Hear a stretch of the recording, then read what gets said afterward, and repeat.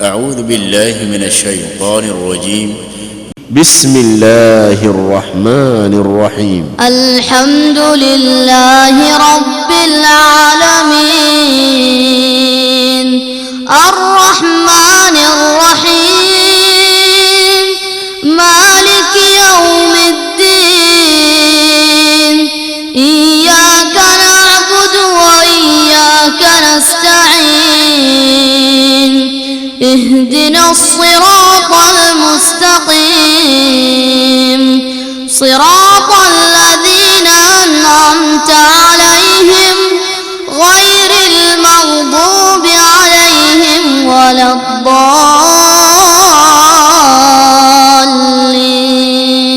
بسم الله الرحمن الرحيم. عما يتساءلون عن النبأ العظيم الذي هم فيه مختلفون كلا سيعلمون ثم كلا سيعلمون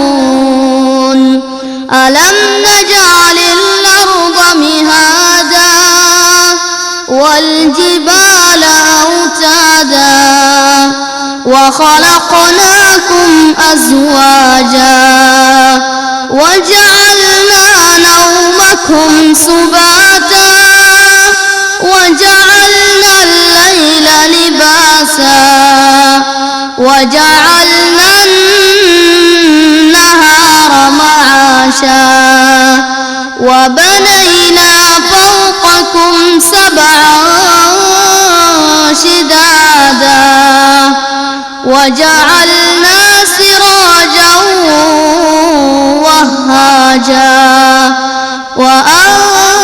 وأنزلنا من المعصرات ماء ثجاجا لنخرج به حبا ونباتا وجنات ألفافا إن يوم الفصل كان ميقاتا يوم ينفخ في الصور فتأتون أفواجا.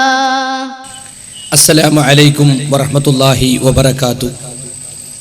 إن الحمد لله نحمده ونستعينه ونستغفره ونعوذ بالله من شرور أنفسنا ومن سيئات أعمالنا من يهده الله فلا مضل له ومن يضلل فلا هادي له وأشهد أن لا إله إلا الله وحده لا شريك له وأشهد أن محمدا عبده ورسوله.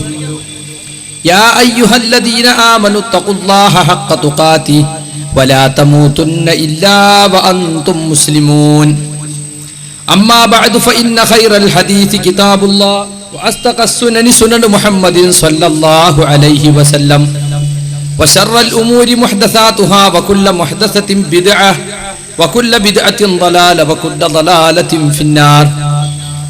أعوذ بالله من الشيطان الرجيم.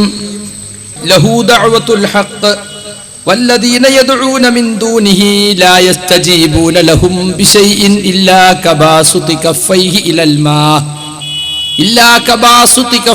إلى الماء ليبلغ فاه وما هو ببالغه وما دعاء الكافرين إلا في ضلال. പ്രിയമുള്ള സഹോദരി സഹോദരന്മാരെ, മുജാഹിദ് പ്രവർത്തകരെ, നാട്ടുകാരെ, സഹൃദയരായ ശ്രോതാക്കളെ, പരമകാരുണികനും കരുണാനിധിയുമായ ഈ പ്രപഞ്ചത്തെ ആകമാനം താളക്രമം തെറ്റാതെ നിയന്ത്രിച്ചുകൊണ്ടിരിക്കുന്ന നമ്മുടെ സട്ടാവും സംരക്ഷകനുമായ അല്ലാഹു സുബ്ഹാനഹു വ തആലയെ ജീവിതത്തിൻ്റെ എല്ലാ മണ്ഡലങ്ങളിലും സൂക്ഷിച്ചുകൊണ്ട് അവൻ്റെ നിയമനിർദ്ദേശങ്ങൾ കഴിവിൻപടി ജീവിതത്തിൽ പാലിച്ചുകൊണ്ട് തഖ്വ കൈവിടാതെ ജീവിക്കാൻ ശ്രമിക്കണേ എന്നാമുഖമായി ഓർമ്മപ്പെടുത്തുകയാണ്. ഇസ്തിഗാസ അല്ലാഹുവോട് മാത്രം എന്ന നിത്യപ്രസക്തമായ ഒരു വിഷയമാണ് ഈ ആദർശ വിശദീകരണ സമ്മേളനത്തിനു വേണ്ടി സംഘാടകർ തെരഞ്ഞെടുത്തിട്ടുള്ളത്. മുജാഹിദ് പ്രസ്ഥാനത്തെക്കുറിച്ച് അറിയുന്നവർക്കൊക്കെ അറിയാം, ഇത് തൗഹീദ് പ്രസ്ഥാനമാണ്. അള്ളാഹുവിനെ മാത്രം ആരാധിക്കുക, അവനോട് മാത്രം പ്രാർത്ഥിക്കുക, അവന്റെ പേരിൽ മാത്രം നേർച്ച വഴിപാടുകൾ നടത്തുക, അവനെ പിടിച്ചു മാത്രം സത്യം ചെയ്യുക, ആരാധനയുടെ മുഴുവൻ അംശങ്ങളും അവന് മാത്രം അർപ്പിക്കുക. ഇതാണ് ഇസ്ലാമിന്റെ തൗഹീദ് അഥവാ ഏകദൈവ സിദ്ധാന്തം. യാതൊരു കലർപ്പുമില്ലാത്ത ശുദ്ധ തൗഹീദ് എന്ന് പറയുന്നത് ഒരു ഇടയാളനും മധ്യവർത്തിയും ഇല്ലാതെ ഏതു പാപിയായ മനുഷ്യനും നേർക്കുനേരെ അള്ളാഹുവോട് പ്രാർത്ഥിക്കാം എന്ന തൗഹീദിന്റെ പ്രധാന വശമാണ്. പല മതങ്ങളിലും ദൈവവിശ്വാസമുണ്ട്. ഈ ലോകത്തെ സൃഷ്ടിച്ചതും സംരക്ഷിക്കുന്നതും ഏകനായ സൃഷ്ടാവാണെന്ന് വിശ്വസിക്കുന്ന പലരുമുണ്ട്. പക്ഷെ അവരൊക്കെ അവരുടെ ജീവിതത്തിന്റെ പല ഘട്ടങ്ങളിലും അല്ലാഹുവല്ലാത്തവരോട് പ്രാർത്ഥിക്കുകയും അവരെ ആരാധിക്കുകയും അവർക്ക് വേണ്ടി നേർച്ചകൾ നേരുകയും ചെയ്യുന്നു. എന്നാൽ ഒരാൾ മുസ്ലിം ആകുന്നതോടെ അല്ലാഹുവിന് പുറം ആരാധിക്കപ്പെടുന്ന വ്യക്തികളെയും ശക്തികളെയും ഒക്കെ നിരാകരിച്ചുകൊണ്ട് ഏകനായ അല്ലാഹുവിനെ മാത്രമേ ഞാൻ ആരാധിക്കൂ എന്ന് പ്രതിജ്ഞ ചെയ്തുകൊണ്ടാണ് ഇസ്ലാമിലേക്ക് പ്രവേശിക്കുന്നത്. അഷ്ഹദു അൻ ലാ ഇലാഹ ഇല്ലല്ലാഹ്, അല്ലാഹുവല്ലാതെ ആരാധനയ്ക്ക് അർഹനില്ലെന്ന് ഞാൻ സാക്ഷ്യപ്പെടുത്തുന്നു എന്ന് പറഞ്ഞാൽ എൻ്റെ ജീവിതം മുഴുവനും, എൻ്റെ ജീവിതത്തിൽ അങ്ങോളം ഇങ്ങോളം ഞാൻ എൻ്റെ മുഴുവൻ ആരാധനകളും അല്ലാഹുവിന് മാത്രമേ അർപ്പിക്കുകയുള്ളൂ. ലാ ഇലാഹ ഇല്ലല്ലാഹ്, ആരാധനയ്ക്ക് അർഹനായി അല്ലാഹുവല്ലാതെ മറ്റാരുമില്ല. ലാ ഇലാഹ എന്ന് പറയുന്നതോട് കൂടി തന്നെ അല്ലാഹുക്ക് പുറം ആരാധിക്കപ്പെടുന്ന മുഴുവൻ വ്യാജ ദൈവങ്ങളും മുഴുവൻ കള്ള ദൈവങ്ങളും ഇയാൾ തള്ളിപ്പറയേണ്ടതുണ്ട്. ലോകത്തെ സൃഷ്ടിച്ച, സംരക്ഷിക്കുന്ന, ലോകത്തിന് ഭക്ഷണം നൽകുന്ന, മനുഷ്യരെ യാഗമാനം എല്ലാവിധ സൗകര്യങ്ങളും നൽകി അനുഗ്രഹിക്കുന്ന ലോകത്തിന്റെ സൃഷ്ടാവ്, ആ സൃഷ്ടാവിനെ മാത്രമേ ആരാധിക്കാവൂ, അവനോട് മാത്രമേ പ്രാർത്ഥിക്കാവൂ. മഹാന്മാരോട് പ്രാർത്ഥിച്ചുകൂടാ, പുണ്യപുരുഷന്മാരോട് പ്രാർത്ഥിച്ചുകൂടാ, പ്രവാചകന്മാരോട് പ്രാർത്ഥിച്ചുകൂടാ. വല്ല നിലക്കും ഈ ലോകത്ത് പ്രാർത്ഥിക്കപ്പെടാൻ അർഹതയുള്ള, ആരാധിക്കപ്പെടാൻ അർഹതയുള്ള വല്ല സൃഷ്ടിയും ഉണ്ടെങ്കിൽ അത് മുഹമ്മദ് നബി ആകുമായിരുന്നു. പക്ഷേ മുഹമ്മദ് നബി സല്ലല്ലാഹു അലൈഹി വസല്ലമ പോലും യഥാർത്ഥത്തിൽ ഇലാഹല്ല, ഇലാഹിന്റെ അംശം അദ്ദേഹത്തിൽ ഇല്ല. യാതൊരു തരത്തിലുള്ള ഇലാഹിയത്തിന്റെ പ്രകടനങ്ങളും അദ്ദേഹത്തിൽ ഇല്ല. അദ്ദേഹത്തിന്റെ നിലപാട് റസൂലുള്ള, അള്ളാഹുവിന്റെ ദൗത്യം ജനങ്ങൾക്ക് എത്തിച്ചു കൊടുക്കുന്ന സന്ദേശവാഹകൻ മാത്രമാകുന്നു അദ്ദേഹം. അശ്ഹദു അൻ ലാ ഇലാഹ ഇല്ലല്ലാഹ്ക്കൊപ്പം അശ്ഹദു അന്ന മുഹമ്മദ് റസൂലുള്ള എന്നുകൂടി പഠിപ്പിക്കുന്നത് സർവ്വ വ്യക്തിപൂജകളെയും വീരാരാധനകളെയും ഇല്ലാതാക്കി ഏകനായ അള്ളാഹുവിനെ മാത്രം ആരാധിക്കണം എന്ന് പഠിപ്പിക്കാനാണ്. ലാ ഇലാഹ ഇല്ലല്ലാഹ് എന്ന കലിമത്ത് തൗഹീദ് മുസ്ലിമീങ്ങൾക്ക് എല്ലാവർക്കും അറിയാം, ചെറിയ കുട്ടി മുതൽക്ക് മുതിർന്ന ആൾക്ക് വരെ അറിയാം. പക്ഷേ ലാ ഇലാഹ ഇല്ലല്ലാഹിൽ പറയുന്ന ഇലാഹിന്റെ അർത്ഥം എന്താണ്? പലരും പറയാറുണ്ട് അല്ലാഹു അല്ലാതെ ആരാധ്യനില്ല. അത് സൂക്ഷ്മമായ അർത്ഥമല്ല. അല്ലാഹു അല്ലാതെ ആരാധനയ്ക്ക് അർഹനായി ആരുമില്ല എന്നതാണ് സൂക്ഷ്മമായ അർത്ഥം. കാരണം ലാ ഇലാഹ ഇല്ലല്ലാഹിൽ പറയുന്ന ഇലാഹിനർത്ഥം കേവലം ആരാധ്യൻ എന്ന് മാത്രമല്ല, ആരാധനയ്ക്ക് അർഹൻ, അൽ മുസ്തഹിഖു ലിൽ ഇബാദ, അല്ലെങ്കിൽ മഅബൂദു ബിഹഖിൻ, സാക്ഷാൽ ആരാധ്യൻ അവൻ മാത്രമേ ഉള്ളൂ. അപ്പൊ ആരാധന അർഹിക്കാത്ത പലരും ഈ ലോകത്ത് ആരാധിക്കപ്പെടുന്നുണ്ട്. അതൊന്നും യഥാർത്ഥ ആരാധനയോ അള്ളാഹു ഇഷ്ടപ്പെടുന്നതോ അല്ല. മുസ്ലിമീങ്ങളിൽ തന്നെ ഈ ലാ ഇലാഹ ഇല്ലല്ലാഹ് സ്ഥാനത്തും അസ്ഥാനത്തും ചൊല്ലി നടക്കുന്ന, ഞങ്ങൾ തൗഹീദിന്റെ ആളുകളാണെന്ന് വാദിക്കുന്ന, ഞങ്ങൾ ഏകദൈവ സിദ്ധാന്തത്തിന്റെ വക്താക്കളാണെന്ന് പറയുന്ന മുസ്ലിമീങ്ങളിൽ തന്നെ അള്ളാഹു അല്ലാത്തവരെ വിളിച്ച് പ്രാർത്ഥിക്കുന്നവരെയും ആരാധിക്കുന്നവരെയും നമുക്ക് കാണാൻ സാധിക്കും. പല സാധാരണക്കാരും ചോദിക്കാറുണ്ട്, ഞങ്ങൾ നിസ്കരിക്കുന്ന അല്ലാഹ്ക്ക് വേണ്ടിയാണ്, ഞങ്ങൾ നോമ്പെടുക്കുന്ന അല്ലാഹ്ക്ക് വേണ്ടിയാണ്, ഞങ്ങൾ സക്കാത്ത് കൊടുക്കുന്നു, ഹജ്ജ് ചെയ്യുന്നു അല്ലാഹ്ക്ക് വേണ്ടിയാണ്. യഥാർത്ഥത്തിൽ അത് മാത്രമാണോ ആരാധന? നിസ്കാരവും നോമ്പും സക്കാത്തും ഹജ്ജും ആരാധനയായതുപോലെ ദുആ, പ്രാർത്ഥന, അതും ആരാധനയാണ്. അദ്ദുആ ഹുവൽ ഇബാദ, പ്രാർത്ഥന അതാകുന്നു ആരാധന എന്ന് റസൂൽ സല്ലല്ലാഹു അലൈഹി വസല്ലം പഠിപ്പിക്കുകയും ഉദ്ഉനി അസ്തജിബ് ലക്കും, നിങ്ങൾ എന്നെ വിളിച്ചു തേടൂ, ഞാൻ നിങ്ങൾക്ക് ഉത്തരം നൽകാം. ഇന്നല്ലദീന യസ്തക്ബിറൂന അൻ ഇബാദതി സയദ്ഖുലൂന ജഹന്നമ ദാഖിലീൻ, എനിക്ക് ഇബാദത്ത് എടുക്കുന്നതിൽ നിന്ന് ആരെങ്കിലും അഹങ്കരിച്ചു മാറി നിന്നാൽ അവർ നിന്ദ്യരായിക്കൊണ്ട് നരകത്തിൽ കടക്കുന്നതാണ് എന്ന ആയത്ത് പ്രവാചകൻ സല്ലല്ലാഹു അലൈഹി വസല്ലം ഓതി കേൾപ്പിക്കുകയും ചെയ്തു. ഇവിടെ ഉദ്ഉനി, നിങ്ങൾ എന്നോട് ദുആ ചെയ്യൂ എന്ന് പറഞ്ഞ അതേ കാര്യത്തെക്കുറിച്ചാണ് ഇബാദത്തി, എനിക്കുള്ള ആരാധന എന്ന് പറഞ്ഞത്. അപ്പൊ ദുആ ഇബാദത്താകുന്നുവെന്ന് ആ ആയത്തിലൂടെ പ്രവാചകൻ സല്ലല്ലാഹു അലൈഹി വസല്ലമ പഠിപ്പിച്ചു. വിശുദ്ധ ഖുർആൻ പല ആയത്തുകളിലൂടെ അത് പറഞ്ഞിട്ടുണ്ട്. വമൻ അളല്ലു മിമ്മൻ യദ്ഉ മിൻ ദൂനില്ലാഹ് മൻ ലാ യസ്തജീബു ലഹു ഇലാ യൗമിൽ ഖിയാമ വഹും അൻ ദുആഇഹിം ഗാഫിലൂൻ വഇദാ ഹുശിറ അന്നാസു കാനൂ ലഹും അഅദാഅ വകാനൂ ബിഇബാദതിഹിം കാഫിരീൻ. അല്ലാഹുവിന് പുറമെ ഖിയാമത്ത് നാൾ വരെയും ഉത്തരം ചെയ്യാത്തവരോട് ദുആ ചെയ്യുന്നവനേക്കാൾ വഴിപിഴച്ചവൻ ആരുണ്ട്? അപ്പൊ അല്ലാഹു പുറമെ ആരാധിക്കപ്പെടുന്നവർ, പ്രാർത്ഥിക്കപ്പെടുന്നവർ, അവർ ഒരിക്കലും തന്നെ നിങ്ങൾക്ക് ഉത്തരം ചെയ്യില്ല. ഖിയാമത്ത് നാൾ വരെയും അവർക്ക് ഉത്തരം ചെയ്യാൻ സാധ്യമല്ല.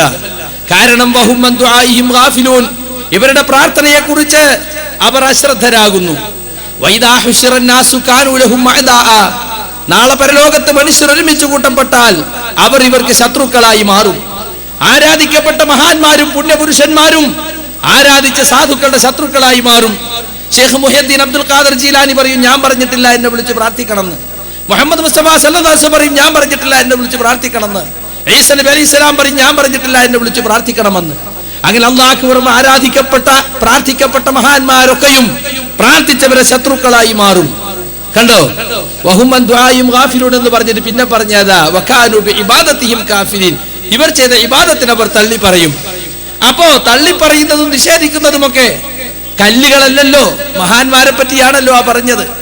നമുക്കറിയാം മുഹമ്മദ് മുസ്തഫ സല്ലല്ലാഹു അലൈഹി വസല്ലം വരുന്ന സന്ദർഭത്തിൽ മക്കയിലുണ്ടായിരുന്ന മുശ്രിക്കുകൾ ആരോടൊക്കെയാ പ്രാർത്ഥിച്ചത്? ഇബ്രാഹിം നബിയോട് തേടി, ഇസ്മായിൽ നബിയോട് തേടി, മരിച്ചുപോയ ലാത്ത എന്ന മനുഷ്യനോട് തേടി. ഇതെല്ലാം ജാഹിലിയത്തിനെ കുറിച്ച് സാമാന്യ വിവരമുള്ള ആളുകൾക്ക് പോലും അറിയുന്ന കാര്യമാണ്. വിശുദ്ധ ഖുർആൻ തന്നെ സൂറത്തുൽ ഇസ്രായിൽ ചോദിച്ചു, ഖുലിതു അല്ലദീന സഅംതും മിൻ ദൂനിഹി ഫലാ യംലികൂന കശ്ഫൽ ദുർരി അൻകും വലാ തഹവീല. പ്രഖ്യാപിക്കൂ നബിയെ, അല്ലാഹുവിന് പുറമെ സഹായികളെന്നും രക്ഷകരെന്നും നിങ്ങൾ ജൽപ്പിക്കുന്ന ആളുകളെ ഒന്ന് വിളിച്ചു നോക്കുക. ഫലാ യംലികൂന, അവർക്ക് കഴിയില്ല, സാധ്യമല്ല.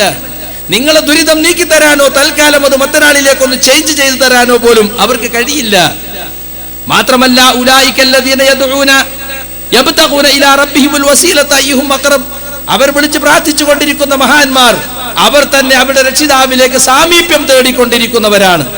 വയർജൂന റഹ്മതഹു വയഖാഫുന അദാബഹു, തങ്ങളുടെ രക്ഷിതാവിന്റെ കാരുണ്യം ആഗ്രഹിക്കുന്നവരും അവന്റെ ശിക്ഷയെ ഭയപ്പെടുന്നവരുമാണ്.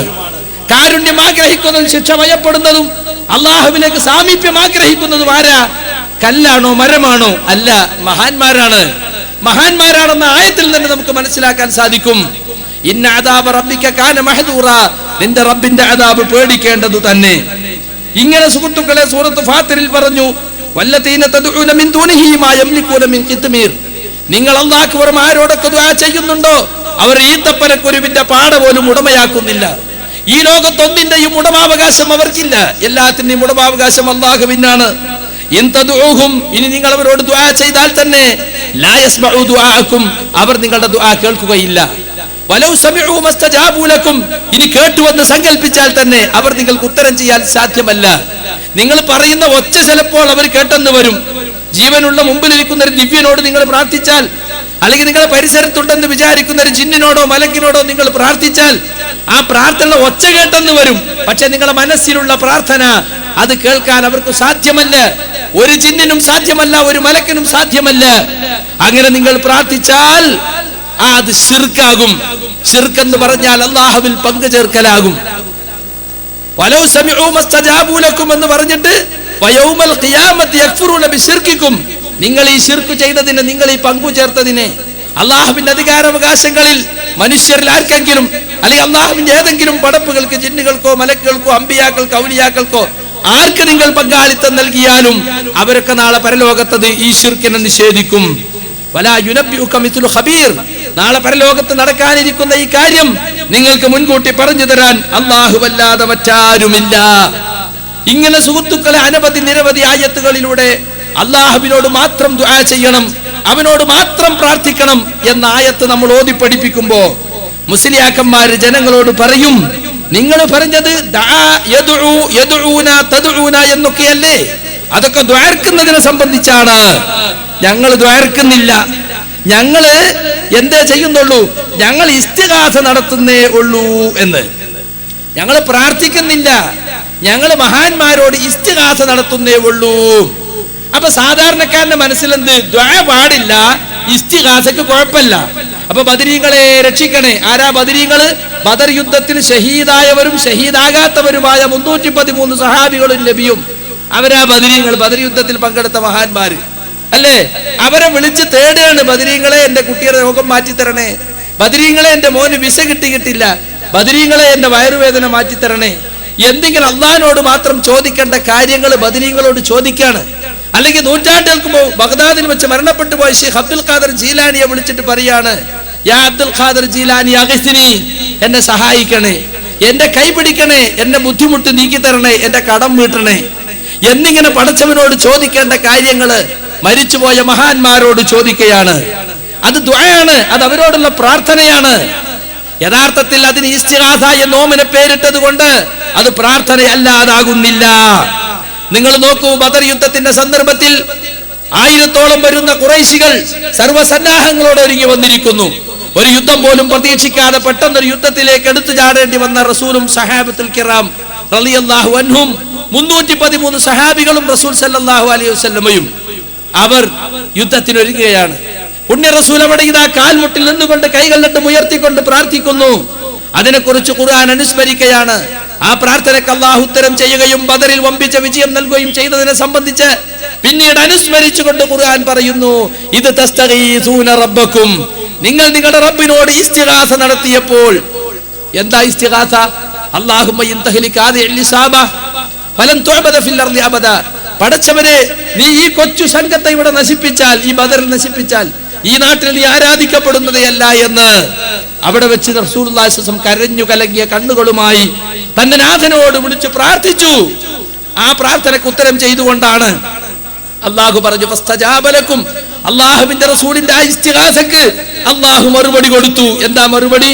അന്നീ മുമിദ്ദുക്കും ബിഅൽഫിൻ മിനൽ മലായികതി മുർദിഫീൻ, തുടരെയായി വരുന്ന മലക്കുകളുടെ സംഘങ്ങളെ കൊണ്ട് ഞാൻ നിങ്ങളെ സഹായിക്കുന്നതാണ്. അങ്ങനെ ബദറിൽ മലക്കുകൾ ഇറങ്ങി സഹായിച്ചു. അങ്ങനെ മുസ്ലിമീങ്ങൾ വമ്പിച്ച വിജയം നേടി.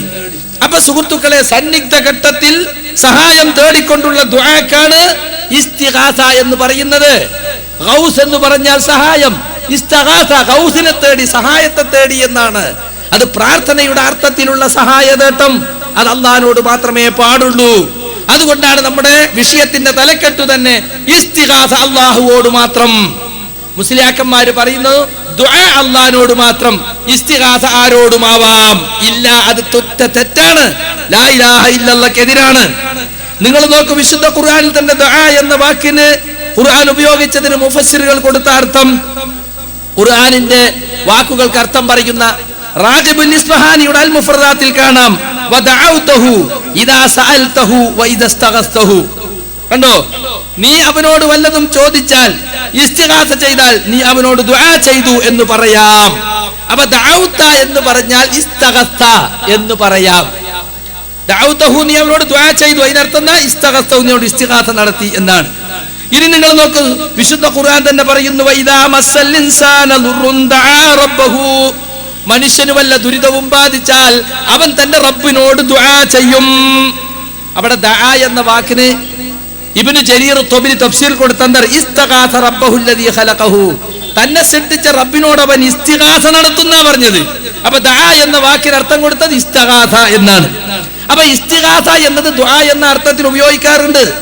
ഇബ്നു കസീർ റഹ്മത്തുള്ളാഹി അലൈഹി ആയത്തിന് കൊടുത്തത് ഐ ഇൻദൽ ഹാജതി യതലറഉ വയസ്തഗീസു ബില്ലാഹി വഹ്ദഹു ലാ ശരീക ലഹു, ദുരിതങ്ങളും ബുദ്ധിമുട്ടുകളും വരുമ്പോ ആവശ്യമുള്ള ഘട്ടത്തിൽ അവൻ വിനയപ്പെടുകയും അല്ലാഹുവിനോട് മാത്രം ഇസ്തിഗാസ നടത്തുകയും ചെയ്യുന്നു.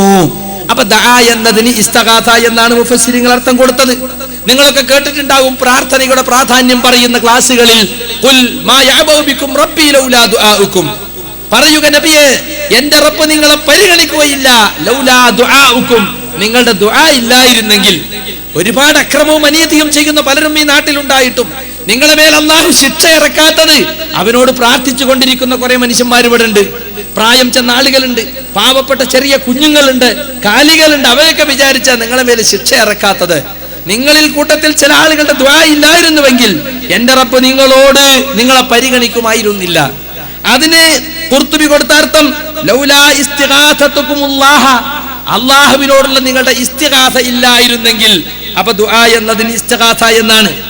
വഹുമാ യസ്തഗീസാനില്ല, മാതാപിതാക്കൾ രണ്ടുപേർ തങ്ങളുടെ തെറ്റിപ്പോയ മകനെതിൽ അള്ളാഹുവിനോട് ദുആ ചെയ്തതിനെ കുറിച്ച് പറയുന്നിടത്ത് അവർ രണ്ടുപേരും അള്ളാഹുവിനോട് ഇസ്തിഗാസ നടത്തുന്നു. വഹുമാ യദ്ഉവാനില്ലാഹ എന്നാണ് തഫ്സീറിൽ അതിനർത്ഥം കൊടുത്തത്.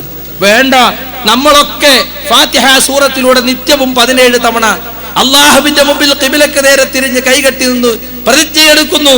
അൽഹംദുലില്ലാഹി റബ്ബിൽ ആലമീൻ, സർവസ്തുതിയും സർവ്വലോക രക്ഷിതാവായ അള്ളാഹുവിനാകുന്നു. അർ റഹ്മാനിർ റഹീം, അവൻ പരമകാരുണികനും കരുണാനിധിയുമാകുന്നു. മാലിക് യൗമിദ്ദീൻ, പ്രതിഫല നാളിന്റെ ഉടമസ്ഥനാകുന്നു. ഇതൊക്കെ സമ്മതിച്ച ശേഷം പറയാണ് ഇയ്യാക നഅബുദു, നിന്നെ മാത്രമാണ് ഞങ്ങൾ ആരാധിക്കുന്നത്, ഞങ്ങളുടെ ഇബാദത്ത് നിനക്ക് മാത്രം. വഇയ്യാക നസ്തഈൻ, ഞങ്ങളുടെ തേട്ടങ്ങൾ, ഞങ്ങളുടെ സഹായാർത്ഥനകൾ, ഞങ്ങളുടെ പ്രാർത്ഥനകൾ അത് നിന്നോട് മാത്രം. തേടുക എന്ന് പറയുന്നത്, വിളിച്ചു തേടുക എന്ന് പറയുന്നത് ഒക്കെ പ്രാർത്ഥിക്കുക എന്ന അർത്ഥത്തിലാണ് മുസ്ലിമീങ്ങൾ പൊതുവെ ഉപയോഗിക്കാറുള്ളത്. അതുകൊണ്ട് സുഹൃത്തുക്കളെ, ഇയ്യാക നസ്തഈൻ എന്ന് പറഞ്ഞാൽ ഞങ്ങൾ നിന്നോട് മാത്രമേ പ്രാർത്ഥിക്കുകയുള്ളൂ എന്നാണ്. അതാണ് നബി സല്ലല്ലാഹു അലൈഹി വസല്ലം പറഞ്ഞത്, ഇദാ സഅൽത ഫസ്അലില്ലാഹ്, നീ ചോദിക്കുകയാണെങ്കിൽ അല്ലാഹുവിനോട് ചോദിക്കണം. വൈദസ്തഅൻത ഫസ്തഇൻ ബില്ലാഹ്, നീ സഹായം തേടുകയാണെങ്കിൽ അല്ലാഹുവിനോട് മാത്രം സഹായം തേടണം എന്നാണ്. അപ്പൊ സുഹൃത്തുക്കളെ, ഇത് ചെറിയ വിഷയമല്ല.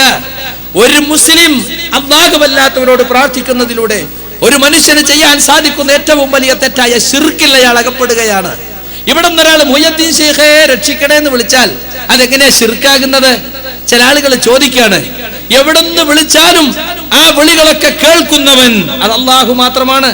നൂറ്റാണ്ടുകൾക്ക് മുമ്പ് ബഗ്ദാദിൽ മരിച്ച് ബർസഖിലേക്ക് നീങ്ങിയ മഹാൻ, അദ്ദേഹത്തിന് ആ ബർസഖിന്റെ മറഭേദിച്ചിട്ട് ഇവിടുന്ന് ആളുകളൊക്കെ വിളിക്കുന്നത് കേൾക്കാൻ, വിവിധ ഭാഷകളിൽ വിവിധങ്ങളായ വിളികൾ കേൾക്കാൻ സാധിക്കും എന്ന് വന്നാൽ സമീഉ, എല്ലാം കേൾക്കുന്നവൻ എന്ന അല്ലാഹുവിന്റെ സിഫത്ത് ശൈഖ് അവർക്ക് വകവെച്ചു കൊടുത്തു. അതുപോലെ തന്നെ സുഹൃത്തുക്കളെ, വിളി കേട്ടാൽ മാത്രം പോരല്ലോ, വിളിച്ചവനെ കാണേണ്ടതുണ്ട്. മരണത്തിന് ശേഷം ബർസഖിലേക്ക് നീങ്ങിയ ശൈഖ് അബ്ദുൽ ഖാദിർ ജീലാനി ലോകത്തിന്റെ നാനാഭാഗത്തും തന്നെ വിളിക്കുന്നവരെയൊക്കെ കാണുന്നു. മറകളില്ലാതെ പരിധികളില്ലാതെ കാണുക, എല്ലാം കാണുന്നവൻ ബസീർ, അത് അല്ലാഹുവിന്റെ മാത്രമുള്ള സിഫത്താണ്. അതും നിങ്ങൾ ഇദ്ദേഹത്തിന് വകവെച്ചു കൊടുത്തു. കേട്ടാലും കണ്ടാലും പോരല്ലോ, വിളിക്കുന്നവന്റെ മനസ്സിലെ വിഷയങ്ങൾ മനസ്സിലാക്കേണ്ടതുണ്ട്, അറിയേണ്ടതുണ്ട്. അങ്ങനെ അറിയുന്നവൻ, എല്ലാം അറിയുന്നവൻ, വിവിധങ്ങളായ മനുഷ്യന്മാരുടെ ആവശ്യങ്ങൾ, അവരുടെ മനസ്സിലുള്ള ആഗ്രഹങ്ങൾ, അഭിലാഷങ്ങൾ അറിയുന്നവൻ അലീം, അത് അല്ലാഹു മാത്രമാണ്. അതും ശൈഖിന് വകവെച്ചു കൊടുത്തു. കേട്ടാലും അറിഞ്ഞാലും കണ്ടാലും പോരല്ലോ, ഉത്തരം കിട്ടണം, സഹായിക്കണം. എങ്ങനെ സഹായിക്കണം? നേർക്കുനേരെ ഭൗതികമായ കാര്യകാന്ഡ ബന്ധങ്ങൾ അടിസ്ഥാനത്തിലുള്ള സഹായം അതൊരിക്കലും മരിച്ച ആൾക്ക് ചെയ്യാൻ സാധിക്കൂലല്ലോ. അപ്പൊ മരിച്ച ആള് ജീവിച്ചിരിക്കുന്ന ആൾക്ക് ചെയ്യുന്ന സഹായം അത് കാര്യകാരണ ബന്ധങ്ങൾക്ക് ഉപരിയായ സഹായമാണ്, പ്രാപഞ്ചിക നിയമങ്ങൾക്ക് അപ്പുറത്തുള്ള സഹായമാണ്. അതുകൊണ്ട് ആ സഹായ തേട്ടം അത് ശിർക്കാകുന്നു, ആ ഇസ്തിഗാസ പ്രാർത്ഥനയാകുന്നു. ഇതാണ് മുജാഹിദുകൾ പണ്ട് മുതൽക്കേ പഠിപ്പിച്ചു പോന്നിട്ടുള്ളത്. വാദപ്രതിവാദങ്ങൾക്ക് വ്യവസ്ഥ എഴുതുമ്പോൾ നമ്മൾ എഴുതും മുഹയ്യദ്ദീൻ ശൈഖേ രക്ഷിക്കണേ, ബദരീങ്ങളെ കാക്കണേ എന്നിങ്ങനെ മരിച്ചുപോയവരെ വിളിച്ച് പ്രാർത്ഥിക്കുന്നത് ശിർക്കാകുന്നു. അപ്പോൾ അപ്പുറത്തുള്ള സമസ്തക്കാരെഴുതും അത് ജായിസ് ആകുന്നു, അഥവാ അനുവദനീയമാകുന്നു. ഇന്നും അവർ അത് തന്നെയാണ് പറഞ്ഞുകൊണ്ടിരിക്കുന്നത്. നമ്മുടെ AP വിഭാഗത്തിന്റെ പ്രധാനപ്പെട്ട ഒരു പ്രാസംഗികനാണ് അലവി സഖാഫി കൊളത്തൂർ. അദ്ദേഹം ഇസ്തിഗാസയെ കുറിച്ച് പറയുന്നത് കേട്ടോളൂ. ഇസ്തിഗാസ ജായിസ് ആണെന്നാണ്, പുണ്യകർമ്മമാണെന്നാണ് മൂപ്പര് പറയുന്നത്. സുന്നത്താണെന്ന് പറയാൻ ഉദ്യമിച്ചിട്ട് പെട്ടെന്ന് പിന്മാറിയിട്ട് അത് പുണ്യകർമ്മമാണെന്ന് പറയുന്നുണ്ട്, യാതൊരു തെളിവും പറയാതെ. ഇരിക്കട്ടെ, കേട്ടോളൂ. നിങ്ങൾ ആദ്യം നിങ്ങളെ കേൾപ്പിക്കുന്ന ക്ലിപ്പ് അതാണ്. സഹായതേട്ടം എന്നാണ് ഇതിന്റെ മലയാളത്തിലുള്ള അർത്ഥം. സഹോദരന്മാരെ, അഹ്ലു സുന്നത്തി വൽ ജമാഅത്തിന്റെ നിലപാട് നമുക്കറിയാം. അത് പുണ്യകർമ്മമാണ്, അനുവദനീയമാണ് എന്നാണ് ഇത് സംബന്ധമായി അഹ്ലു സുന്നത്തി വൽ ജമാഅത്ത് പറഞ്ഞിട്ടുള്ളത്. സുന്നത്ത് എന്ന് പറയുമ്പോൾ മൂപ്പര് വിചാരിച്ച് പെട്ടെന്ന് സുന്നത്ത് എന്നപ്പോ തെളിവ് വയ്ക്കുമല്ലോ. അപ്പൊ അതിനു വേണ്ടി ജായിസാണ്, അനുവദനീയമാണ്, പിന്നെ പുറമെ പുണ്യകർമ്മമാണ്. അതിപ്പോ പറയാൻ തുടങ്ങിയതാ. മുമ്പൊന്നും വാദപ്രതിവാദത്തിൽ വ്യവസ്ഥ എഴുതുമ്പോ മുഹയ്യദ്ദീൻ ശൈഖേ രക്ഷിക്കണേ, മമ്പർത്തങ്ങളെ കാക്കണേ എന്നിങ്ങനെ മഹാന്മാരെ വിളിച്ചുകൊണ്ടുള്ള ഇസ്തിഗാസ ശറഇൽ ജായിസാകുന്നു എന്ന് സുന്നികളും അത് ശിർക്കാകുന്നു, അല്ലാഹുവിൽ പങ്കുചേർക്കലാകുന്നു എന്ന് മുജാഹിദുകളും. അങ്ങനെയാ വാദപ്രതിവാദം നടക്കാറുള്ളത്. സ്വാഭാവികമായും നമ്മൾ ചോദിക്കും, എന്ത് ഇങ്ങനെ നിങ്ങൾ ഈ ജായിസ് എന്ന് പറഞ്ഞാൽ എന്താ അർത്ഥം? അനുവദിക്കപ്പെട്ടത്. വേണമെങ്കിൽ ചെയ്യാ, ചെയ്യാതിരിക്കും ചെയ്യാന്നാണല്ലോ. അപ്പൊ അതിൽ പ്രത്യേകിച്ച് പുണ്യം കിട്ടുന്നില്ലല്ലോ. അപ്പൊ മുജാഹിദായ ഒരാൾ അള്ളാഹുവെ രക്ഷിക്കണേ, റഹ്മാനായ റബ്ബെ കാക്കണേ എന്നിങ്ങനെ അള്ളാഹുവിനെ മാത്രം വിളിച്ചു പ്രാർത്ഥിച്ച് മരിച്ചുപോയി. സമസ്തക്കാരനായ ഒരുത്തൻ അയാൾ അള്ളാനെയും വിളിക്കും, മൊയ്തീൻ ശൈഖിനെയും വിളിക്കും, അള്ളാനെയും വിളിക്കും, മമ്പർത്തങ്ങളെയും വിളിക്കും. അങ്ങനെ മരിച്ചുപോയി. രണ്ടാളും മരിച്ചു എന്ന ഒരേ പോലെയാണ്. ഇയാൾ ശൈഖന്മാരെ വിളിച്ചിന് ഇയാൾക്ക് പ്രത്യേക കൂലിയില്ല, മറ്റേയാൾ വിളിക്കാത്തോട് ശിക്ഷയില്ല.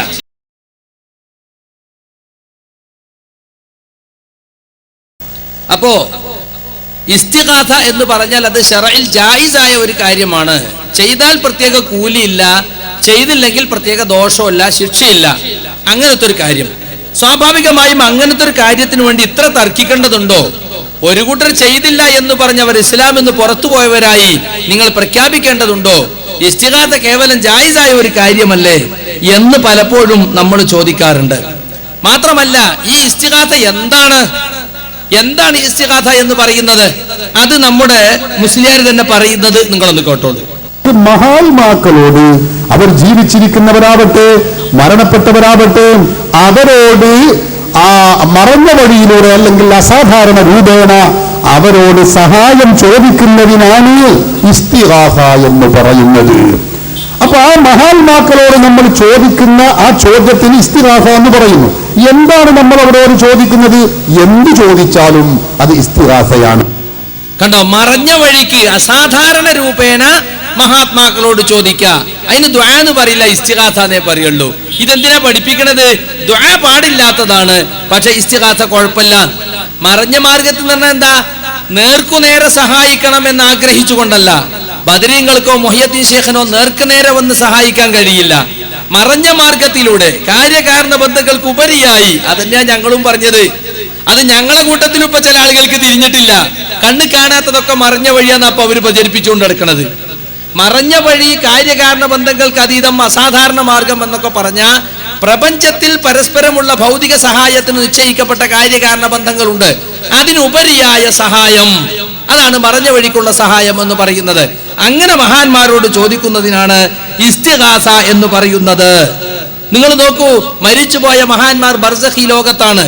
അവർക്കൊരിക്കലും തന്നെ ഈ ലോകത്ത് ജീവിച്ചിരിക്കുന്ന ആളുകൾക്ക് എന്തെങ്കിലും ഉപകാരം ചെയ്യാനോ അവരെ ഉപദ്രവിക്കാനോ സാധ്യമല്ല. അങ്ങനെ റസൂൽ സല്ലല്ലാഹു അലൈഹി വസല്ലം പഠിപ്പിച്ചിട്ടില്ല, സഹാബത്ത് കാണിച്ചു തന്നിട്ടും ഇല്ല. അങ്ങനെയുള്ള മഹാത്മാക്കളോടുള്ള സഹായതേട്ടമാകുന്ന ഇസ്തിഗാഥയെ അത് യഥാർത്ഥത്തിൽ അവരോടുള്ള പ്രാർത്ഥനയാണെന്ന തത്വം അംഗീകരിക്കാതെ അത് കേവലം ഇസ്തിഗാഥ മാത്രമാണ്, അത് കുഴപ്പമില്ല എന്ന് പറഞ്ഞ് ന്യായീകരിക്കുകയാണ് യഥാർത്ഥത്തിൽ ഈ മുസ്ലിയാക്കന്മാർ ഇത്രയും കാലം ചെയ്തുകൊണ്ടിരിക്കുന്നത്. എന്നാൽ സുഹൃത്തുക്കളെ, ഈ ഇസ്തിഗാഥ വെറും ജായിസ് മാത്രമാണെങ്കിൽ അതിൽ ആളുകൾക്ക് ആർക്കും ഒരു താല്പര്യം ഉണ്ടാവൂല. കാരണം എന്താ? ചെയ്താൽ പ്രത്യേക കൂലിയില്ല, ചെയ്തില്ലെങ്കിൽ പ്രത്യേക ദോഷമല്ല. ഇതിനെ മറികടക്കാൻ വേണ്ടിയാണ് ഇപ്പോ പുണ്യകർമ്മം എന്നൊരു വാക്ക് കൂടി ആര് കൂട്ടി? അലവി സഖാഫി ആദ്യത്തെ ക്ലിപ്പിൽ കൂട്ടിയത് നിങ്ങൾ കാണുകയുണ്ടായി. വാസ്തവത്തിൽ മഹാന്മാരെ വിളിച്ചു തടൽ പുണ്യകർമ്മമാണെങ്കിൽ അത് പഠിപ്പിക്കേണ്ടത് മുത്ത് മുഹമ്മദ് മുസ്തഫ സല്ലല്ലാഹു അലൈഹി വസല്ലമയാണ്. വിശുദ്ധ ഖുർആൻ 25ഓളം നബിമാരുടെ ചരിത്രം നമുക്ക് പറഞ്ഞു തരുന്നുണ്ട്. ആദം നബി മുതൽ മുഹമ്മദ് നബി സല്ലല്ലാഹു അലൈഹി വസല്ലം വരെ. ആ നബിമാരിൽ ആരെങ്കിലും തന്റെ മുമ്പ് മരിച്ചുപോയ വഫാത്തായ മഹാന്മാരോട് വിളിച്ചു സഹായം തേടി പ്രാർത്ഥിച്ചതായി നമുക്ക് കാണുക സാധ്യമല്ല. എന്തുകൊണ്ട്? അവർ ബർസഖി ലോകത്തേക്ക് നീങ്ങി. അവരെ ഇനി വിളിച്ചാൽ കേൾക്കില്ല. കേൾക്കുമെന്ന് സങ്കല്പിച്ചാൽ തന്നെയോ അവർക്ക് അഭൗതികമായ നിലക്ക് സഹായിക്കാൻ കഴിയില്ല. അഭൗതികമായ സഹായം എന്ന് പറയുന്നത് അള്ളാഹുവിന്റെ മാത്രം സഹായമാണ്. ഒരു മഹാത്മാവിനും അങ്ങനെ സഹായിക്കാൻ കഴിയില്ല. പടച്ചവൻ നിശ്ചയിച്ച കാര്യകാരണ ബന്ധങ്ങൾക്ക് ഉപരിയായി ഒരു സൃഷ്ടിക്കും സഹായിക്കാൻ സാധ്യമല്ല. അതുകൊണ്ട് നബിമാരൊക്കെ ദുആ ചെയ്തത് അല്ലാഹുമ്മ റബ്ബി റബ്ബനാ എന്നിങ്ങനെ പറഞ്ഞുകൊണ്ടാണ്. പാപം പൊറുക്കാനാണെങ്കിലും, ശത്രുക്കളിൽ രക്ഷപ്പെടാനാണെങ്കിലും, രോഗം മാറാനാണെങ്കിലും, ഹിദായത്ത് കിട്ടാനാണെങ്കിലും, അങ്ങനെ പടച്ചവനോട് മാത്രം ചോദിക്കേണ്ട കാര്യങ്ങൾക്കൊക്കെ സൃഷ്ടികളോട് ചോദിക്കുന്നത് പ്രാർത്ഥനയാണ്. അതിന് ഇസ്തിഗാഥ എന്ന ഓമന പേര് പറഞ്ഞതുകൊണ്ട് അതൊരിക്കലും പ്രാർത്ഥനയല്ലാതാകുന്നില്ല എന്ന് നിങ്ങൾ മനസ്സിലാക്കണം. മുമ്പത്തെ സമസ്തയിലെ മുസ്ലിയാക്കന്മാർക്കും യഥാർത്ഥത്തിൽ ഇതൊക്കെ അറിയുമായിരുന്നു. അവര് പറഞ്ഞിരുന്നു മഹാത്മാക്കളോട് പ്രാർത്ഥിക്കണമെന്ന്, ഞങ്ങൾക്കും വാദമില്ല എന്ന്. അത്തൗഹീദ് എന്ന പേരിൽ പി അബ്ദുൽ ഖാദർ മൗലവി രചിച്ചിട്ടുള്ള ഗ്രന്ഥം, ആ ഗ്രന്ഥത്തിന് മറുപടിയായിക്കൊണ്ട് റഷീദുദ്ദീൻ മൂസ മുസ്ലിയാർ എന്ന അന്നത്തെ സമസ്തയുടെ പ്രസിഡന്റ് അൽ ഖൗലു സദീദ് ഫീ റദ്ദി അത്തൗഹീദ് എന്ന ഗ്രന്ഥത്തിൽ എഴുതിയിട്ടുള്ളത് മഹാന്മാരോട് പ്രാർത്ഥിക്കുക എന്നത് അത് ഞങ്ങൾ ചെയ്യുന്നില്ല, അത് ശിർക്കാണെന്ന് ഞങ്ങളും അംഗീകരിക്കുന്നുണ്ട് എന്നാണ് ആ കാലഘട്ടത്തിൽ അവർ എഴുതിയിരുന്നത്. എന്നാൽ ഇപ്പൊ പറയുന്ന എന്താ, മഹാന്മാരോട് പ്രാർത്ഥിക്കുന്നതിൽ എന്താണ് കുഴപ്പം? പ്രാർത്ഥന എന്ന് പറഞ്ഞാൽ അർത്ഥന എന്നാൽ അപേക്ഷ, അതിൽ പ്രാ എന്നൊരു അലങ്കാരം ചേർന്നു, അതുകൊണ്ട് എന്താ ദോഷം എന്നാണ്. അപ്പൊ അപേക്ഷ എല്ലാവരോടും പറ്റുമല്ലോ, എങ്കിൽ പ്രാർത്ഥനയും പറ്റും എന്നിടത്തേക്കാണ് ഇപ്പോൾ അവരുടെ വ്യാഖ്യാനം എത്തി നിൽക്കുന്നത്. അതുകൊണ്ട് സുഹൃത്തുക്കളെ, ഇസ്തിഗാസ എന്ന ഓമന പേരിട്ടുകൊണ്ട് അല്ലാഹുവല്ലാത്തവരോടുള്ള പ്രാർത്ഥനയെ ന്യായീകരിക്കുകയാണ്. അല്ലാഹുവല്ലാത്തവരോട് പ്രാർത്ഥിക്കുന്നത് ശിർക്കാണെന്ന് ആയത്തോട് ഞാൻ ഇവിടെ സമർത്ഥിക്കുകയുണ്ടായി. ശിർക്കിന്റെ ഗൗരവം എന്താ? ഇന്ന ശിർക ലദുൽമുൻ അലീം, ശിർക്ക് ഗുരുതരമായ അക്രമമാകുന്നു. അല്ലാഹു അവനോട് ശിർക്ക് വെക്കപ്പെടുന്നത് ക്ഷമിക്കുകയില്ല, പൊറുക്കുകയില്ല. മറ്റെന്ത് കുറ്റം ചെയ്തുകൊണ്ട് നിങ്ങൾ തൗബ ചെയ്യാതെ മരിച്ചു പോയാലും ഒരുപക്ഷെ അള്ളാഹു പൊറുത്തുന്നു വരും. എന്നാൽ ശിർക്ക്, അതിൽ നിന്ന് തൗബ ചെയ്യാതെ നിങ്ങൾ മരിച്ചു പോയാൽ അള്ളാഹു പൊറുക്കുകയില്ല. അതിന് താഴെയുള്ള കുറ്റങ്ങൾ അവൻ ഉദ്ദേശിക്കുന്നവർക്ക് ഒരുപക്ഷെ പൊറുത്തു കൊടുത്തേക്കാം. 7 വൻ പാപങ്ങളെ എണ്ണി പറഞ്ഞപ്പോ ഒന്നാമത്തെ പാപമായി എണ്ണി പറഞ്ഞത് എന്താ? അശ്ശിർക്കു ബില്ലാഹ്, അല്ലാഹുവിൽ പങ്കുചേർക്കൽ എന്നാണ്. അതുകൊണ്ട് സുഹൃത്തുക്കളെ, നമ്മുടെ വിശ്വാസത്തിലോ നമ്മുടെ കർമ്മങ്ങളിലോ ശിർക്ക് വരുന്നതിനെ നാം ഭയപ്പെടേണ്ടതുണ്ട്. അതിനെക്കുറിച്ച് നാം പഠിക്കേണ്ടതുണ്ട്. തൗഹീദ് ശരിക്ക് വ്യക്തമാകണമെങ്കിൽ ശിർക്ക് എന്താണെന്ന് വ്യക്തമായി മനസ്സിലാക്കണം. ശിർക്ക് മനസ്സിലാകാത്തവർക്ക് തൗഹീദ് മനസ്സിലാകില്ല, തൗഹീദ് മനസ്സിലാകാത്തവർക്ക് ശിർക്കും മനസ്സിലാകയില്ല. അതുകൊണ്ട് സുഹൃത്തുക്കളെ, ഈ പരിപാടി നിങ്ങൾ അവസാനം വരെ ശ്രവിക്കണമെന്നും ഒരു ഇൽമിന്റെ സദസ്സിൽ ഇരിക്കുന്ന നിയ്യത്തോടെ ഇരിക്കണമെന്നും ഓർമ്മപ്പെടുത്തുകയാണ്. ഇസ്തിഗാസ അല്ലാഹുവോട് മാത്രം എന്ന വിഷയം ചർച്ച ചെയ്യപ്പെടുമ്പോൾ അല്ലാഹുവല്ലാത്തവരോടുള്ള പ്രാർത്ഥന അത് ശിർക്കാണ്, അത് തൗഹീദിന്റെ വിരുദ്ധമാണ്, അത് പൊറുക്കപ്പെടാത്ത പാപമാണ്. അത് ചെയ്താൽ അല്ലാഹു സുബ്ഹാനഹു വ തആല നമ്മുടെ മറ്റ് അമലുകൾക്കൊന്നും കൂലി തരാതെ ആ അമലുകളെല്ലാം അത് മുഖേന പൊളിഞ്ഞു പോകുന്നതാണ് എന്ന് ഖുർആൻ പഠിപ്പിച്ചിട്ടുണ്ട്. വലഖദ് ഊഹിയ ഇലൈക വ ഇലല്ലദീന മിൻ ഖബ്ലിക, നബിയെ നിങ്ങൾക്കും നിങ്ങളുടെ മുമ്പുള്ള നബിമാർക്കും വഹ്യ് നൽകപ്പെട്ടിട്ടുണ്ട്. ലഇൻ അശ്റക്ത ലയഹ്ബതന്ന അമലുക, നിങ്ങളിൽ ഒരാൾ ശിർക്ക് വെച്ചാൽ നിങ്ങളുടെ അമലുകൾ പൊളിഞ്ഞു പോകും, നിങ്ങൾ നഷ്ടപ്പെട്ടവരെ കൂട്ടത്തിൽ പെട്ടുപോകും. ഇത് ഖുർആൻ നമ്മെ പഠിപ്പിക്കുമ്പോൾ മുഹ്യിദ്ദീൻ ശൈഖെ രക്ഷിക്കണേ, ബദരീങ്ങളെ കാക്കണേ, മുത്തുനബിയെ രക്ഷിക്കണേ എന്നിങ്ങനെ വിളിച്ചു തേടുന്നവർ, അവർ എന്തു പേര് പറഞ്ഞാലും ഞങ്ങൾ സുന്നിയാണ് എന്ന് ചില ആളുകൾ പറയും. സുന്നി എന്ന് പറഞ്ഞാൽ സുന്നത്തിനെ പിൻപറ്റുന്നവർ, പ്രവാചക ചര്യയെ പിൻപറ്റുന്നവർ എന്നാണ് അർത്ഥം. എന്നാൽ പ്രവാചകൻ സല്ലല്ലാഹു അലൈഹി വസല്ലം അങ്ങനെ പഠിപ്പിച്ചിട്ടുണ്ടോ? തന്റെ മുമ്പ് കഴിഞ്ഞു പോയ ഇബ്രാഹിം നബിയെ കാക്കണേ എന്ന് പറഞ്ഞിട്ടുണ്ടോ? ഇസ്മായിൽ നബിയെ രക്ഷിക്കണേ എന്ന് പറഞ്ഞിട്ടുണ്ടോ? അവിടുന്ന് പഠിപ്പിച്ച ദുആകളും ദിക്റുകളും ജീവിതത്തിന്റെ എല്ലാ രംഗങ്ങളിലും നാം പാലിക്കേണ്ട പ്രാർത്ഥനകൾ, ദിക്റുകൾ അവിടുന്ന് പഠിപ്പിച്ചിട്ടുണ്ട്. ആ പ്രാർത്ഥനകളിൽ ഒന്നും തന്നെ അല്ലാഹുവല്ലാത്ത ഏതെങ്കിലും മരിച്ചുപോയ മഹാന്മാരോട് ഒരു ദുആ, ഒരു ദിക്ർ നമുക്ക് പഠിപ്പിച്ചു തന്നിട്ടില്ല. അതുകൊണ്ട് തന്നെ മുഹമ്മദ് മുസ്തഫ സല്ലല്ലാഹു അലൈഹി വസല്ലമയുടെ പിൻപറ്റുന്ന അവിടുത്തെ ചര്യകളെ അനുഗമിക്കുന്നവരാണ് ഞങ്ങൾ എന്ന വാക്ക് ശരിയല്ല എന്ന് നമ്മൾ മനസ്സിലാക്കേണ്ടതുണ്ട്. അതുകൊണ്ട് സുന്നി എന്ന് പറഞ്ഞാലും അഹ്ലുസുന്നത്ത് വൽ ജമാഅത്തിന്റെ ആളാണ് ഞാനെന്ന് വാദിച്ചാലും കാരണവന്മാരായി പരമ്പരാഗതമായി ഞങ്ങൾക്ക് ലഭിച്ചു പോന്ന വിശ്വാസമാണിതെന്ന് പറഞ്ഞാലും തെളിവിന്റെ പിൻബലമില്ലാത്തതാണ്. ഒരിക്കലും തന്നെ നബി സല്ലല്ലാഹു അലൈഹി വസല്ലമയെ അവിടുത്തെ സഹാബത്തോ കാണിച്ചു തരാത്ത സംഗതിയാണ്. നമുക്കറിയാം, നബി സല്ലല്ലാഹു അലൈഹി വസല്ലം വഫാത്തായി. അവിടുത്തെ ഭൗതിക ശരീരം മറവ് ചെയ്യുന്നതിന് മുമ്പ് തന്നെ സഹാബികൾക്കിടയിൽ ആരായിരിക്കണം അടുത്ത പിൻഗാമി, റസൂലുള്ളാഹിന്റെ പിൻഗാമിയായ ഖലീഫ ആരായിരിക്കണമെന്ന ചർച്ചയുണ്ടായി. ചിലർ അഭിപ്രായ വ്യത്യാസങ്ങൾ ഉണ്ടായി. എന്നാൽ ആരെങ്കിലും അപ്പുറത്തുള്ള റസൂലുള്ളാഹിന്റെ ജനാസ അവിടെയുണ്ട്, റസൂലുള്ളാഹിയുടെ മയ്യിത്ത് അവിടെ ഉണ്ട്, മറവ് ചെയ്തിട്ടില്ല, അവിടെ പോയി ചോദിച്ചോ, അല്ല റസൂലെ ആരായിരിക്കണം ഖലീഫ? ഞങ്ങൾക്കിടയിൽ ഇത് അഭിപ്രായ വ്യത്യാസം ഉണ്ടായിരിക്കുന്നു, അവിടുന്ന് ഒന്ന് വിധി പറയണം. എന്തേ ചോദിക്കാതിരുന്നത്? ഇനി ചോദിച്ചിട്ട് കാര്യമില്ല, റസൂല് കേൾക്കൂല, റസൂലിന് മറുപടി പറയാൻ കഴിയില്ല എന്ന് സഹാബത്ത് മനസ്സിലാക്കിയിരുന്നു. അത് കഴിഞ്ഞു സഹാബികൾക്കിടയിൽ വീണ്ടും അഭിപ്രായ വ്യത്യാസങ്ങൾ ഉണ്ടാവുകയും ഉസ്മാൻ റളിയല്ലാഹു അൻഹുവിന്റെ വധത്തിനു ശേഷം സഹാബികൾ 2 ചേരികളായി നിൽക്കുകയും അഭിപ്രായ വ്യത്യാസം മൂർച്ഛിച്ച് ജമൽ സിഫീൻ യുദ്ധങ്ങൾ വരെ ഉണ്ടാവുകയും ചെയ്തു. ആരെങ്കിലും പുണ്യ റസൂലിന്റെ ഖബറിൽ പോയി അള്ളാഹുവിന്റെ റസൂലെ, ഞങ്ങളിൽ ആരുടെ ഭാഗത്താണ് സത്യമുള്ളത്, ആരാണ് സത്യത്തിന്റെ കക്ഷി എന്ന് പറഞ്ഞു തരണമെന്ന് ഒരൊറ്റ സഹാബിയും പോയി റസൂലുള്ളയോട് ചോദിച്ചില്ല. അതുപോലെ റസൂൽ സല്ലല്ലാഹു അലൈഹി വസല്ലം ജീവിച്ചിരിക്കുന്ന കാലത്ത് കൊടും വരൾച്ചയുണ്ടായി. മിമ്പറിൽ ഖുതുബ നടത്തിക്കൊണ്ടിരിക്കുന്ന റസൂൽ സല്ലല്ലാഹു അലൈഹി വസല്ലമയോട് സഹാബി വന്ന് പറയുന്നു, നബിയെ, കാലികൾ പോലും ചത്തൊടുങ്ങാൻ തുടങ്ങി, വരൾച്ച കൊടുമ്പിരിക്കൊണ്ടിരിക്കുന്നു, അവിടെ നിന്ന് ദുആ ചെയ്യണം. പുണ്യ റസൂൽ കൈകൾ ഉയർത്തി കക്ഷം കാറുമാറുയർത്തി ദീർഘമായി പ്രാർത്ഥിക്കുകയും മഴ പെയ്യുകയും ചെയ്തു. എന്നാൽ റസൂൽ സല്ലല്ലാഹു അലൈഹി വസല്ലമയുടെ വഫാത്തിന് ശേഷം ഹസ്രത്ത് ഉമർ റളിയല്ലാഹു അൻഹുവിന്റെ ഭരണകാലത്ത് കൊടും വരൾച്ചയുണ്ടായി. അവരെന്തു ചെയ്തു? പുണ്യ റസൂലിന്റെ ഖബറിൽ പോയി റസൂലെ മഴ തരണേ എന്ന് പറഞ്ഞു, അല്ലെങ്കിൽ മഴയ്ക്ക് വേണ്ടി ഒന്ന് ദുആ ചെയ്യണേ എന്ന് പറഞ്ഞില്ല. ജീവിച്ചിരിക്കുന്ന കാലത്ത് ദുആ ചെയ്യാൻ ആവശ്യപ്പെടുന്നത് പോലെ മരണശേഷം ദുആ ചെയ്യാൻ ആവശ്യപ്പെടാമെന്ന് സഹാബത്ത് മനസ്സിലാക്കിയിരുന്നില്ല. അതുകൊണ്ട് തന്നെ അവർ ചോദിച്ചില്ല. അബ്ബാസ് ബിൻ അബ്ദുൽ മുത്തലിബിന്റെ നേതൃത്വത്തിൽ അതാ മഴയ്ക്ക് വേണ്ടിയുള്ള പ്രാർത്ഥന നടത്തുകയാണ് സഹാബത്ത് ചെയ്തതെന്ന് ചരിത്രത്തിൽ നിന്ന് നമുക്ക് മനസ്സിലാക്കാൻ സാധിക്കും. അതുകൊണ്ട് തന്നെ ഞങ്ങൾ സുന്നിയാണ്, ഞങ്ങൾ സുന്നത്ത് ജമാഅത്തിന്റെ ആളുകളാണ് എന്ന് പറയുന്നവർ മരിച്ചുപോയവരെ വിളിച്ച് പ്രാർത്ഥിക്കുകയും അത് സുന്നത്തിലുള്ളതാണ്, പ്രവാചകൻ പഠിപ്പിച്ചതാണ് എന്ന് വാദിക്കുകയും ചെയ്യുന്നുണ്ടെങ്കിൽ യാതൊരു തെളിവുമില്ലാത്ത വാദമാണത് എന്ന് സുഹൃത്തുക്കളെ നമ്മൾ മനസ്സിലാക്കേണ്ടതുണ്ട്.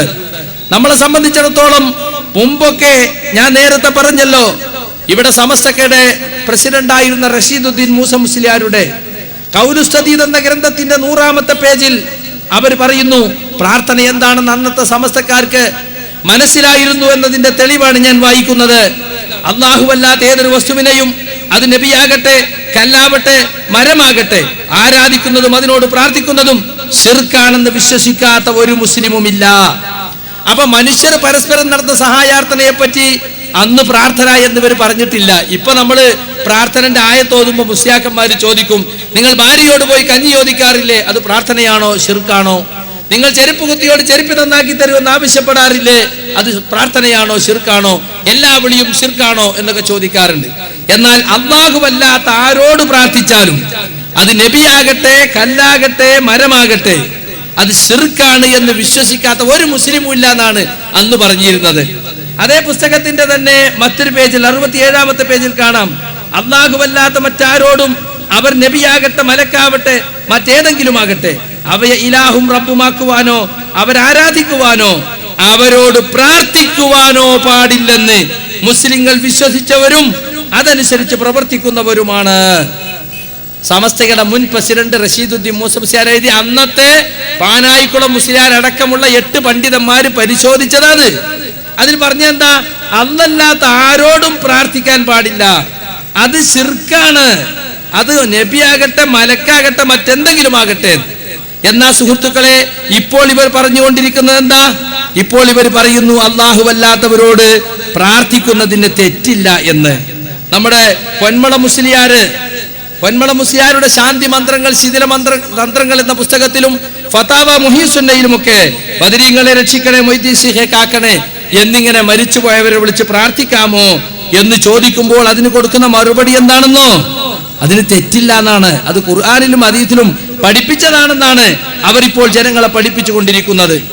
അല്ലാഹുവല്ലാത്തവരെ വിളിച്ച് പ്രാർത്ഥിക്കാം എന്നതിനു തെളിവായി ധാരാളം ആയത്തുകൾ ഞാൻ ഓതി എന്നാണ് കാന്തപുരം മുസ്ലിയാര് കൊട്ടപ്പുറം സംവാദത്തിൽ പറഞ്ഞതായി OM തരുവണ എന്ന സമസ്തയുടെ AP സമസ്തയുടെ മുസ്ലിയാർ തന്നെ എഴുതിയിട്ടുള്ളത്. അപ്പൊ അല്ലാഹുവല്ലാത്തവരെ വിളിച്ച് പ്രാർത്ഥിക്കാം, അതിന് തെളിവായി കുറെ ആയത്തുണ്ട് എന്നാണ് ഇപ്പോൾ അവർ പറഞ്ഞുകൊണ്ടിരിക്കുന്നത്. അതേ പുസ്തകത്തിൽ തന്നെ OM തരുവണയുടെ കൊട്ടപ്പുറം സംവാദം എന്ന പുസ്തകത്തിൽ കാണാം, അല്ലാഹുവല്ലാത്തവരോടുള്ള പ്രാർത്ഥനയുടെ ഉദാഹരണം ഖുർആനിൽ കാണിക്കണമെന്നായിരുന്നു മൗലവിയുടെ മറ്റൊരു വാശി. ആരെ? AP അബ്ദുൽ ഖാദർ മൗലവി അല്ലാത്ത പ്രാർത്ഥനയ്ക്ക് ഖുർആനിൽ ഉദാഹരണം ഉണ്ടോ എന്ന് ചോദിച്ചു. നബിമാരുടെ പ്രാർത്ഥനയൊക്കെ ഉണ്ടല്ലോ, ഒറ്റെന്തെങ്കിലും മരിച്ചുപോയ നബിമാരുണ്ടോ? കേട്ടോളൂ, മരിച്ചുപോയവരെ വിളിച്ചു പ്രാർത്ഥിക്കാമെന്ന് ഖുർആൻ കൊണ്ട് തന്നെ AP സ്ഥാപിച്ചപ്പോൾ അവിടെയും മൗലവി മുഖം കുത്തി. കാന്തപുരം മുസ്ലിയാര് മരിച്ചുപോയവരെ വിളിച്ചു പ്രാർത്ഥിക്കാം എന്ന് സ്ഥാപിച്ചു എന്നാണ്. എന്നാൽ സുഹൃത്തുക്കളെ, ഈ അന്ന് പറഞ്ഞിരുന്നത്, പണ്ട് പറഞ്ഞിരുന്നത് അല്ലല്ലാത്തോട് പ്രാർത്ഥിക്കാൻ പാടില്ല, അത് നബിയാകട്ടെ, മലിയാകട്ടെ, കല്ലാകട്ടെ, മരമാകട്ടെ, അത് ശിർക്കാണ്. ഇപ്പോൾ പറയുന്നു പ്രാർത്ഥിക്കാം, അതിന് ഖുർആനിൽ തെളിവുണ്ട് എന്നാണ്. യഥാർത്ഥത്തിൽ ഇങ്ങനെ വാദപ്രതിവാദങ്ങളിലൊക്കെ നമ്മൾ പണ്ടൊക്കെ വാദപ്രതിവാദ വ്യവസ്ഥയിലൊക്കെ എഴുതിയിരുന്നത് ഇത് ജായിസാണ് എന്ന് മാത്രമായിരുന്നു. ഇപ്പൊ കുണ്ടുതോട് വാദപ്രതിവാദ വ്യവസ്ഥയിൽ സുന്നി ഭാഗവും മുജാഹിദ് ഭാഗവും തമ്മിലുള്ള വ്യവസ്ഥയിൽ കാണാം, മൊയ്യദ്ദീൻ ശൈഖെ രക്ഷിക്കണേ, ബദരീങ്ങളെ കാക്കണേ പോലെ മരിച്ചുപോയ മഹാത്മാക്കളെ വിളിച്ചു പ്രാർത്ഥിക്കൽ ശിർക്കാണ് എന്ന് മുജാഹിദുകൾ. ശിർക്കല്ല, മുബാഹ്, അനുവദനീയമാണെന്ന് സുന്നികൾ. അതവിടെ നേരത്തെ അലവി സഖാഫിന്റെ ക്ലിപ്പ് കാണിച്ചത് അനുവദനീയെന്നാണ്. അപ്പൊ നമ്മൾ ചോദിച്ചിട്ട് വാദപ്രതിവാദത്തിലൊക്കെ, മുസ്ലിയാരെ, ഒരു അനുവദനീയമായ കാര്യത്തിന്റെ പേരിൽ നമ്മളിങ്ങനെ സമുദായത്തിൽ കുഴപ്പമുണ്ടാക്കണോ? വാദപ്രതിവാദം നടത്തിയിട്ട് ആളുകളെ ചേരിതിരിക്കണോ? മുസ്ലിം ഉമ്മത്തില് ചെയ്താൽ കൂലിയില്ല, ചെയ്തില്ലെങ്കിൽ ദോഷമില്ല എന്നല്ലേ? ഞങ്ങളത് ചെയ്യാത്തതിന് വെറുതെ എന്തിനാ ഞങ്ങൾ ഈ കുഴപ്പമുണ്ടാക്കുന്നത് എന്ന് ചോദിച്ചിരുന്നു. അപ്പൊ മുസ്ലിയാക്കന്മാരെന്താക്കി, വെറും ജായിസ് അല്ല, അത് ഫലപ്രദം കൂടിയാണ്, പുണ്യകർമ്മം കൂടിയാണ് എന്ന്. അബ്ദുൽ ഹമീദ് ഫൈസി അമ്പലക്കടവിനോട് ഇസ്തിഗാസയുടെ ഹുക്ം ഒരു കുട്ടി ചോദിച്ചപ്പോ അതിന് അദ്ദേഹം കൊടുക്കുന്ന മറുപടി നിങ്ങളൊന്ന് ശ്രദ്ധിച്ചോളൂ. ഇസ്തിഗാസയുടെ ശർഈയായ ഹുക്ം എന്താണ്? ഇതിന് അല്ലാഹു സുബ്ഹാനഹു വ തആലയുടെ അടുക്കൽ വല്ല പ്രതിഫലവും ഉണ്ടോ എന്നാണ്. ഇസ്തിഗാസയെ കുറിച്ച് ലോക മുസ്ലിം ജനസമൂഹം ഇത്രയും കാലം അംഗീകരിച്ച ഒരു നിലപാടും സമസ്ത കേരള ജമീയത്തുള്ള വിശദീകരണവും ഇസ്തിഗാസ ശറഈൽ അനുവദിക്കപ്പെട്ട കാര്യമാണ്. തവസ്സുൽ സുന്നത്താക്കപ്പെട്ട കാര്യമാണ്. തബറുക്ക് സുന്നത്താക്കപ്പെട്ട കാര്യമാണ്. അപ്പൊ ഇസ്തിഗാസ ഇസ്ലാമിൽ സുസമ്മതമായി സ്ഥിരീകരിക്കപ്പെട്ട കാര്യമാണ്. ശറിയ ഹുക്കുമാണ്, അനുവദിക്കപ്പെട്ടതാണെന്ന് പറഞ്ഞത്. അപ്പോൾ തഹീറിനെ തേടിയാൽ, ഖിതാബ് തഹീറിനെ തേടിക്കഴിഞ്ഞാലാണ് ഇബാഹത്ത് വരുന്നത്. അപ്പൊ തഹീറിനെ തേടുമ്പോൾ, തഹീർ എന്ന് പറഞ്ഞാൽ ഇഷ്ടം പ്രവർത്തിക്കില്ല. ഇത് ചെയ്താലും കുഴപ്പമില്ല, ചെയ്തില്ലേലും കുഴപ്പമില്ല. അപ്പൊ ചെയ്താലും കുഴപ്പമില്ല, ചെയ്തില്ലേലും കുഴപ്പമില്ല എന്ന് പറയുന്നപ്പോൾ പിന്നെ എന്താണ് അപ്പൊ വരുന്നത്? അതിന്റെ അഭിപ്രായം എന്താണ്? അപ്പൊ പ്രതിഫലം ഉണ്ടോ? അപ്പൊ അദ്ദേഹം പറയുന്നത് അനുവദനീയം എന്ന് പറഞ്ഞാൽ, അല്ലെങ്കിൽ ഹലാലായ ഒരു കാര്യം എന്ന് പറഞ്ഞാൽ തഹീറാണ്. ചെയ്യണമെങ്കിൽ ചെയ്യാം, ചെയ്യണ്ടെങ്കിൽ ചെയ്യാം. അങ്ങനെ തന്നെയാണ് അതിന്റെ വിധി, ഒരു സംശയമല്ല. പിന്നെ ചോദിക്കാവുന്ന അടുത്ത ചോദ്യം, പ്രതിഫലം ഒരു കാര്യം ഹലാലായ കാര്യത്തിന് സതുദ്ദേശപരമായി ചെയ്യുകയാണെങ്കിൽ പുണ്യം കിട്ടുമെന്നല്ലാതെ ഹലാൽ എന്നതിൽ അനുവദിക്കപ്പെട്ടത് എന്നതിൽ പുണ്യം കിട്ടൂല. പുണ്യം കിട്ടൂല എന്നാണ്. അതെ, അവിടെയാണ് സംശയം, അവിടേക്ക് വരണം. അപ്പോ ഈ ഇസ്തിഗാസ എന്ന് പറഞ്ഞ കാര്യം ശറഈൽ അനുവദിക്കപ്പെട്ട കാര്യമാണ്. ചെയ്താൽ പ്രത്യേകിച്ച് പുണ്യമില്ല, ചെയ്തില്ലെങ്കിൽ പ്രത്യേക ദോഷമില്ല. അപ്പൊ ഒരു വെറും പ്രവർത്തനല്ലേ എന്നാണ് അദ്ദേഹത്തിന്റെ ചോദ്യം. വെറും പ്രവർത്തനമല്ല എന്നുള്ളതാണ്. അതുകൊണ്ടാണ് നാം വിഷയാവതരണത്തിൽ പ്രത്യേകം പറഞ്ഞത് ഇസ്തിഗാസ ശറഈൽ അനുവദിക്കപ്പെട്ടതും വളരെ ഫലപ്രദവുമായ ഒരു കാര്യമാണ്. ശറഈൽ അനുവദിക്കപ്പെട്ട കുറേ കാര്യങ്ങൾ ചെയ്താൽ ദോഷമല്ല, ഗുണമല്ല എന്ന് വരില്ല. അനുവദിക്കപ്പെട്ട ഒരുപാട് കാര്യങ്ങൾ ചെയ്താൽ വളരെയേറെ നമ്മുടെ ജീവിതത്തിൽ ഫലപ്രദമായിരിക്കും. ഉദാഹരണം, ഏറ്റവും നല്ല ഒരു ബെൻസ് കാറിൽ നമുക്ക് യാത്ര ചെയ്യാൻ ഇസ്ലാമിന്റെ വിധി എന്താണ്? അനുവദനീയാണ്. ആ സമയം ലോക്കൽ KSRTC ബസ്സിൽ യാത്ര ചെയ്യലോ, അതും അനുവദനീയാണ്. എന്നാൽ ഒന്ന് വളരെയേറെ ഫലപ്രദമാണ്, ഒന്ന് ആപേക്ഷികമായി വളരെ ഫലം കുറഞ്ഞതാണ്. കണ്ടോ, അള്ളാഹുവിനെ മാത്രം വിളിച്ച് പ്രാർത്ഥിക്കുക എന്ന് പറയുന്നത് ലോക്കൽ KSRTC കയറിയ മാതിരിയാണ്. അത് തട്ടി മുട്ടി എത്തിയാൽ എത്തി.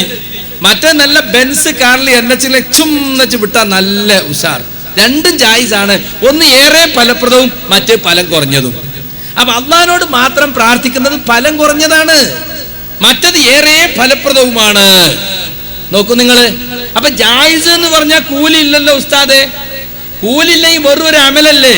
ചെയ്താലും കുറ്റല്ല, ചെയ്തില്ലെങ്കിലും കുറ്റല്ല. എന്തിനാ പിന്നെ ഇതിനെ തർക്കിക്കണെന്നാണ് ചോദ്യം. അതിന് രക്ഷപ്പെടാൻ ഇപ്പൊ കണ്ടുപിടിച്ചതാണ് പഞ്ചഹുക്കുമുകൾക്ക് പുറമെ ഫലപ്രദം എന്നത്. എന്നിട്ട് ഉദാഹരണമോ, ലോക്കൽ KSRTCയും ബെൻസും പോലെ. ബെൻസ് ആണ് എന്ത്, ചുംന്ന് പോയി നല്ല സുഖമായ യാത്ര. അതാണ് മൗലിയാക്കന്മാരെ വിളിച്ചതാണല്ലേ. അള്ളാഹുവേ രക്ഷിക്കണേ, റഹ്മാനായ റബ്ബേ കേൾക്കണേ, ലോക്കൽ KSRTC വരി കിട്ടിയാ കിട്ടി, ഉത്തരം തന്നാ തന്ന്.